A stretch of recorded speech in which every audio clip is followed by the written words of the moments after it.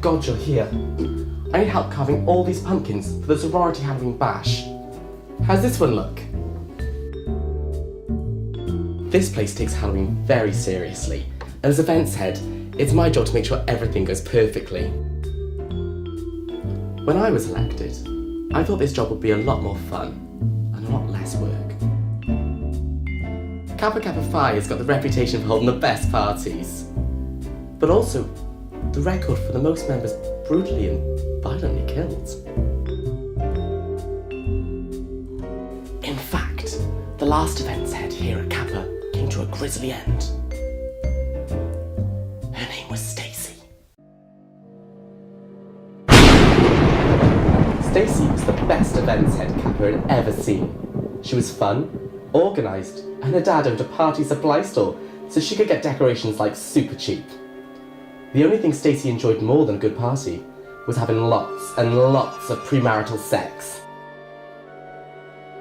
She was a massive slut. Stacie had a different guy for every party. Todrick at the Toga party, Andy at the Alzheimer's Awareness Awards, Madison from the Monster Movie Marathon, Dan from PE. Stacie thoughtlessly fucked her way from party to party until one fateful night, the party finally fucked her. She met this guy who was kind of creepy, but in a hot Johnny Depp way, you know. Stacie and not Johnny Depp hit it off, and within 10 minutes she was upstairs making herself familiar with his Willy Wonka and black pearls. The sex was average at best. In fact, if it wasn't for what happened next, Stacie would have forgotten about the whole encounter.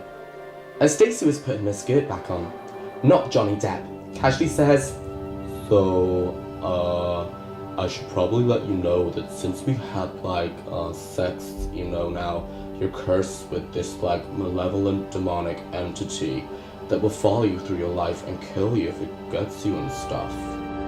The words hung in the air much like the fresh stank of the sexual encounter. Finally, Stacie broke the silence. "But we used a rubber."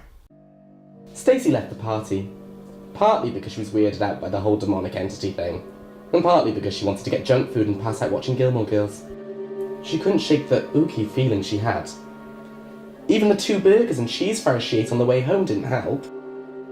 She felt this imposing sense of danger and dread, like when a guy your dad say watches you from the other end of the bar and finally buys you a drink. It didn't help that all the other Kappa Kappa DIEs were still at the frat party. Alone and afraid, she did the only thing she could think of. She booty called a guy she'd banged a few weeks ago. She usually didn't double dip, but Dale was cool. Having a guy around would make her feel safer, and she was still pretty drunk. She left the front door unlocked and went up to her room. Well, she must have passed out, because the next thing she knew, her door was being opened. She assumed the person entering her room was Dale. She beckoned him to her bed. As she cuddled up to Dale, something wasn't right. He wasn't poking her in the back with his thing. And he wasn't doing that creepy sexy talk he usually did. "Dale?" she said. Nothing.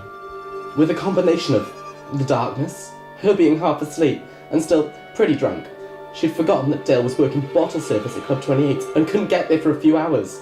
She'd even forgotten about not Johnny Depp's vague but frightening warning. And she'd forgotten that, although she hadn't unlocked the front door, Dale always came in through the back. "Dale!"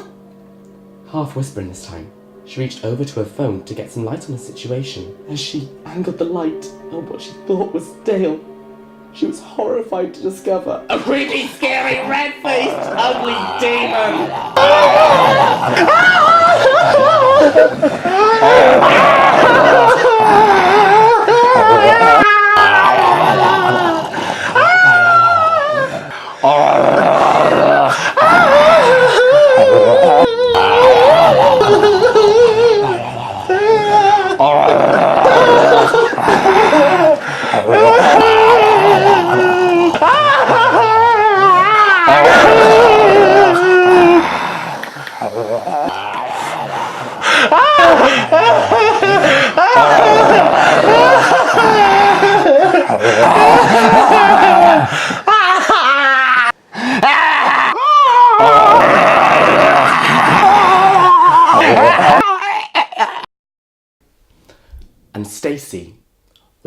heard from. Again. That actually happened. Well, not exactly like that. No. She was actually dismembered by a crazed frat boy who was infatuated with her. Just goes to show you, the real monsters are people. Stay safe this Halloween, kids.